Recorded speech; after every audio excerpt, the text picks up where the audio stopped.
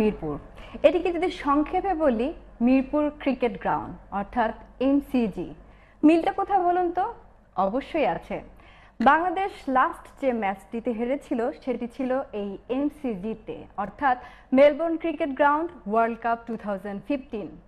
কিন্তু সেটিতে ঠিক আমরা হেরেছিলাম নাকি আমাদেরকে জোর করে হারানো হয়েছিল, সেটি কিন্তু এখনো অমীমাংসিতই রয়ে গেছে। কিন্তু আজকের জয়টি ছিল বীর দর্পে মাথা উঁচু করে আমাদের জয়।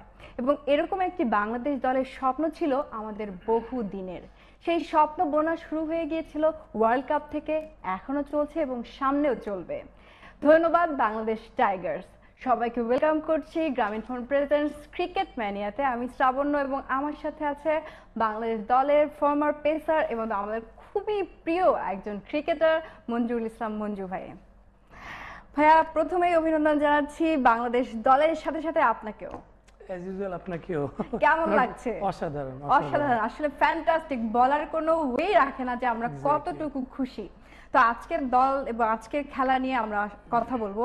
একদম ফার্স্ট অফ অল আপনাকে যদি আমি প্রশ্ন করি, সেটা হচ্ছে যে আমাদের চারজন পেসার নিয়ে খেলা নিয়ে অনেক কথা হচ্ছিল, মূলত আসলে পাঁচজন পেসার ছিল। তো এটাকে আপনি কিভাবে দেখছেন খেলা শেষে? যদি মাশরাফির কথা থেকেই বলতে হয়, ইট ওয়াজ বিট রিস্কি, যেটা মাশরাফি নিজে অকপটে স্বীকার করেছে। But at the same time আপনি যদি দেখেন উইথ মানে ফাস্ট বোলার যেভাবে বোলিং করেছে, মানে অ্যাট দ্য এন্ড 4 ওভার বাকি থাকতে আপনার তাদের ইনিংস শেষ এবং 1/79 রানস। তার কথা বলতে গেলে যে অসাধারণ, but it was bit risky যদি বলা হয়।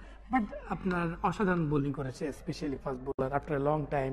কারণ আমরা এই ধরনের সিনারিও বোধহয় অনেকদিন পরে দেখলাম, এজ এ বিশেষ করে সাবকন্টিনেন্টে এজ এ 4টা ফাস্ট বোলার নিয়ে খেলা এবং এই অ্যাটমসফিয়ার, এই কন্ডিশনে তো তারা তাদের ক্যারেক্টারটা শো করতে পেরেছে, যে how they are fast bowling, how they can bowling good, এবং কীভাবে অ্যাজ এ আপনার top team in the world, specially India team.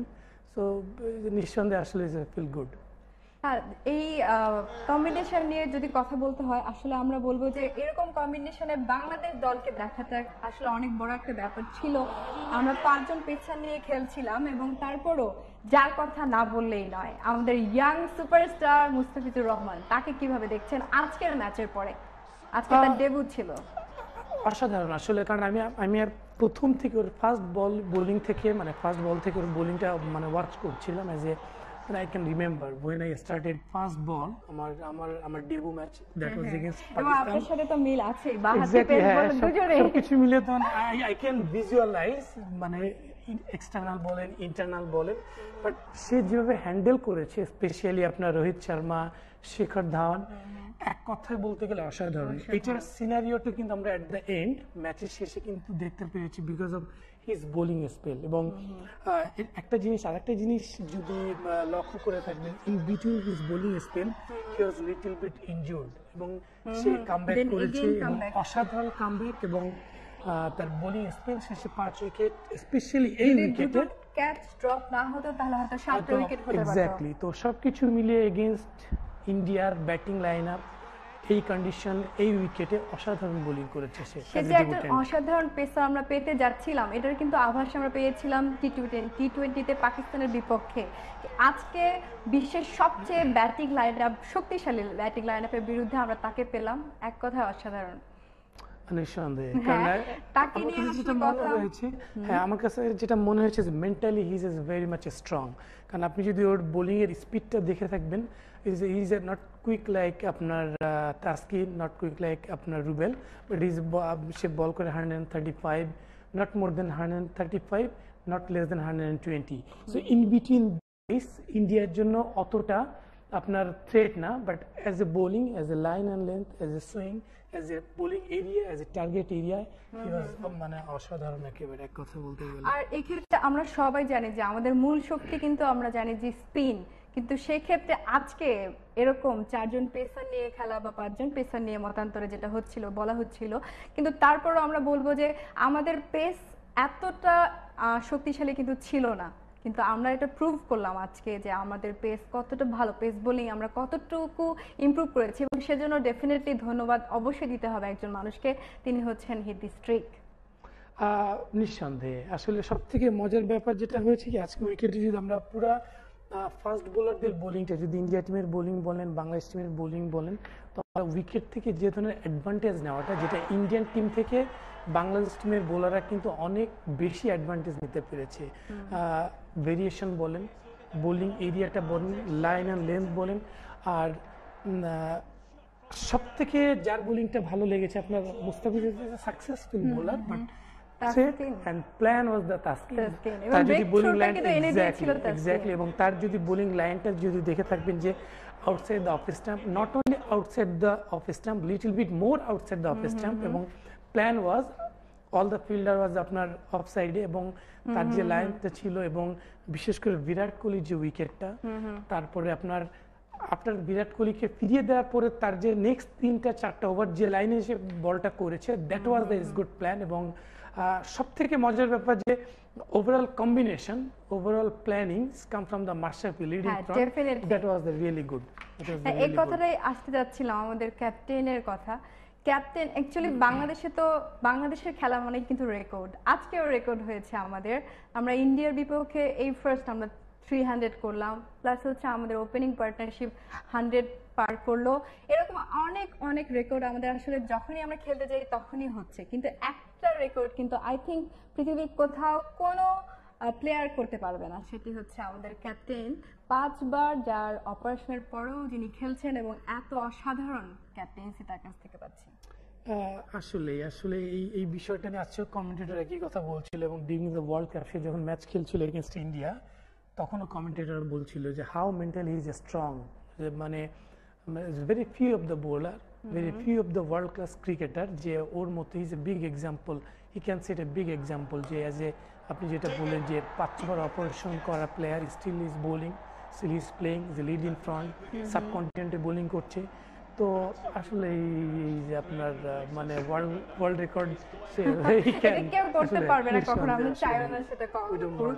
এবং আরেকটা আজকে খেলা আমরা দেখছিলাম বারবার আমাদের বোলিং চেঞ্জ, মানে সিচুয়েশন যেটাই হোক সেই অনুযায়ী আমাদের বোলিং, ফিল্ডিং, এভরিথিং, মানে তার অনুযায়ী আমরা কিন্তু কখনোই, যখন ভারতীয় ওপেনাররা খুব সুন্দর একটা পার্টনারশিপের দিকে যাচ্ছিল, তখনও কিন্তু আমাদের অ্যাগ্রেসিভ যে অ্যাটিটিউড ছিল সেখান থেকে কিন্তু আমরা সরে যাইনি। তো যাই হোক, এটা নিয়ে আমরা আরো কথা বলবো, তো তার আগে নিতে হচ্ছে ছোট্ট একটা বিরতি। ভিউয়ার্স, আমরা নিচ্ছি ছোট্ট একটা বিরতি, ফিরে আসবো একটু পরে। আবারও সবাইকে ওয়েলকাম করছি Grameenphone presents cricket mania powered by ইসিবিতে, এবং আমার সাথে আছে ফর্মার ক্রিকেটার মঞ্জুরুল ইসলাম। কথা বলছিলাম যে ভারতের ব্যাটিং তো আমরা সবাই জানি যে বিশ্বের 1 নম্বর ব্যাটিং লাইন আপ তাদেরকে বলা হয়, এবং তাদের আজকে শুরুতে কিন্তু পার্টনারশিপ হতে যাচ্ছিল, তারপর কিন্তু তারা একদম স্বচ্ছন্দে খেলছিল না। আপনি কি বলেন? কারণ প্রথম থেকে কিন্তু আমাদের বোলাররা খুব ভালো বল করছিল।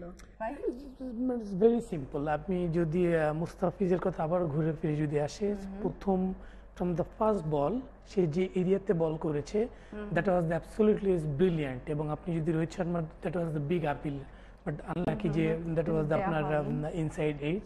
এবং আরও মজার ব্যাপার যে 307 চেজিং, স্পেশালি আপনার ডে নাইট ম্যাচ, এবং এই condition is not easy.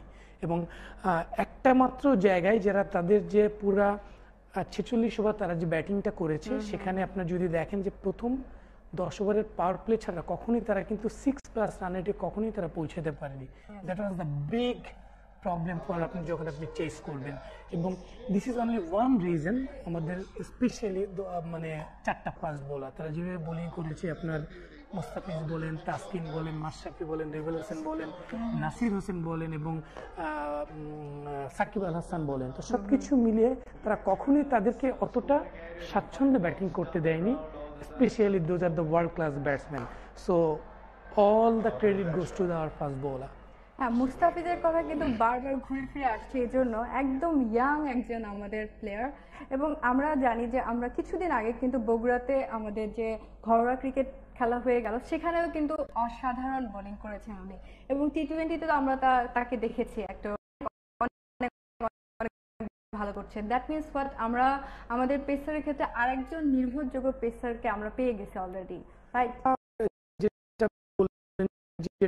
This is the only one area, ওখানে যে পাইপলাইনের প্লেয়ারগুলি বলেন, আপনাকে কিন্তু ওখান থেকে সাপ্লাই দিবে। আপনি যদি আপনার ডোমেস্টিক ক্রিকেট যদি স্ট্রং না হয়, you can not find like Mustafiz বা সৌম্য সরকার বলেন, বা লিটন দাস বলেন, বা রনি তালুকদার বলেন, দোজ আর দ্য নিউ কামার, those are the upcoming, those are the young star.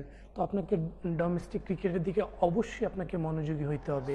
আপনি যদি টপ ক্লাস টিমগুলির কথা যদি চিন্তা করে থাকেন এই মুহূর্তে, আপনার টেস্ট বলেন, ওডিআই বলেন, টি20 বলেন, আপনার সাউথ আফ্রিকা, অস্ট্রেলিয়া এবং ইন্ডিয়া, তাদের ডোমেস্টিক ক্রিকেট অনেক রিচ এবং তাদের প্ল্যানিং অনেক টপ ক্লাস এবং হাই ক্লাস। তো অ্যাট দ্য সেম টাইম আমরাও যদি ওইভাবে যদি এগোই, আমরা যদি ওইভাবে যদি আমাদের প্ল্যানটা আগে, তাহলে আমরা আমি শিওর যে we can find a much better than Mustafiz, much better than Liton Das. আমরা ওই ধরনের প্লেয়ার, বাট আমাদেরকে খুব ভালোভাবে প্ল্যান করতে হবে, স্পেশালি ডোমেস্টিক ক্রিকেটের দিকে।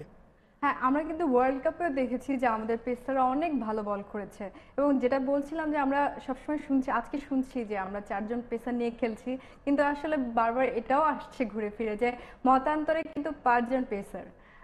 মতান্তরে না, আমি অবশ্যই একমত, কারণ আপনি সৌম্য সরকারকে অবশ্যই, কারণ আপনি যদি জাস্ট এর আগে আমরা যে একটা মতো টেস্ট খেলেছি এই টিমের সাথে, নতুন বলে কিন্তু সৌম্য সরকার বল করেছে, ওপেনিং বোলার ছিল exactly. So we can say যে আমরা 5টা ফাস্ট বোলার নিয়ে খেলেছি, এবং সৌম্য কিন্তু is not a bad bowler. আপনি যদি ওয়ার্ল্ড কাপে যদি দেখে থাকবেন, সে কিন্তু খারাপ বোলিং করেনি। তো সবকিছু মিলিয়ে আরেকটা কথা যদি বলতে হয় যে কনফিডেন্স লেভেলটা বর্তমানে ফাস্ট বোলারদের অনেক উপরে, because of the world cup. Last world কাপে আমরা আমাদের ফাস্ট বোলার যেভাবে বোলিং করেছে, মহেন্দ্র সিং ধোনি সেও কিন্তু বলতে বাধ্য হয়েছে, বিকজ অফ আমাদের যে ফাস্ট বোলারদের যে তাদের যে ক্যারেক্টারটা, ওইখান থেকে তারা যেভাবে শো করছে এবং তাদের প্রুভ করছে।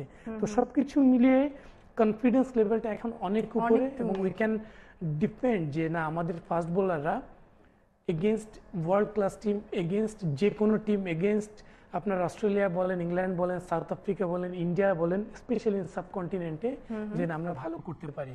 বিগত সিরিজ আপনি যদি দেখে থাকবেন যে এগেনস্ট পাকিস্তান তারা কিন্তু ভয়ঙ্কর এবং দুর্ধর্ষ, স্পেশালি এই ধরনের কন্ডিশনে, ওখানে কিন্তু আমরা সিরিজ জিতেছি। তো এখন বলাই যায় যে না আমাদের ফাস্ট বোলিং এর উপরে আমরা পুরোপুরি নির্ভর করতে পারি। এক্স্যাক্টলি। তো আসলে কিন্তু বোলিং আমরা আজকে অনেক ভালো করলাম, কিন্তু আমাদের মেইন শক্তি কিন্তু ব্যাটিং। এক্ষেত্রে তো কোনো দ্বিধা নেই যে আমাদের ব্যাটিংই হচ্ছে আমাদের মেইন শক্তি। তো আজকে আমরা ব্যাটিংয়ে 307 যেটা করেছিলাম, কমেন্টেটরদের কাছ থেকে এটা বারবার শুনছিলাম যে ভারতের জন্য এটা কোনো ব্যাপারই না 307 চেজ করা, কিন্তু অ্যাট লাস্ট তারা করতে পারে না। ডেফিনেটলি আবারও ঘুরে ফিরে আমাদের বোলারদের কথাই আসে, কিন্তু ব্যাটিংয়ে ফিরে আসি আমরা ভালো ব্যাটিং করেছি, কিন্তু আমাদের ব্যাটসম্যানরা সেট হয়ে যাওয়ার পর আউট হয়ে যাওয়াটা, এটা আসলে কিভাবে বন্ধ করা যায়? দেখেন, আপনি যদি চিন্তা করে থাকবেন আজকে যে ব্যাটিং এর যদি অনেকগুলি মানে খুব ভালো ভালো অনেকগুলি আমরা পজিটিভ যদি দিক যদি খেলে, স্পেশালি আমাদের ওপেনিং স্ট্যান্ড, আজকের ওপেনিং তো অসাধারণ ছিল। এক্স্যাক্টলি। আর নাম্বার 3 তে যদি বলে থাকবেন লিটন দাস, আচ্ছা একদম নতুন প্লেয়ার, ও যেখানে ব্যাটিং করেছে ইটস নট ইজি। তারপরে কিন্তু সে যেভাবে ফ্রম দ্য ফার্স্ট বল সে যেভাবে ব্যাটিং করছিল, ব্যাটিং করে আসছিল, একেবারে কিন্তু খারাপ না। তারপরে আপনি যদি এখানে একটু প্রবলেম যেটা হয়েছে যে মুশফিক, পুরাটা টিম যে পুরাটা দেশ ও যেভাবে ব্যাটিং করে আজকে ওদের একটু বেশি তাড়াহুড়া করেছে, বাট সাকিব আল হাসান, সাব্বির এবং Nasir Hossain at the end, Mashrafe যে 21 রান, তো এক কথা বলতে গেলে অসাধারণ। এটাও ঠিক যে যেটা বলেছেন যে সেট হয়ে যে আউট হয়ে যাচ্ছিল, it's not like that. Specially আজকে হয়তো বিগত ম্যাচগুলিতে তারা সেট হয়ে আউট হয়ে গিয়েছিল, বাট আজকে স্পেশালি ওই ধরনের সিচুয়েশন ছিল না। সাকিব হয়তো আরেকটু ক্যারি করলে হয়তো আরো 15-20টা রান আসতো, বা আমাদের টিমের জন্য ভালো হতো, যেটা মাশরাফি এবং সে নিজেও স্বীকার করেছে। তো এই জায়গাগুলিতে আই হোপ যে আমার মনে হয় যে ওরা তাদের ভুলটা রিয়েলাইজ করতে পেরেছে। তো আমার মনে হয় এটা পরবর্তীতে ওরা তাদের নিজেদের যে প্রবলেম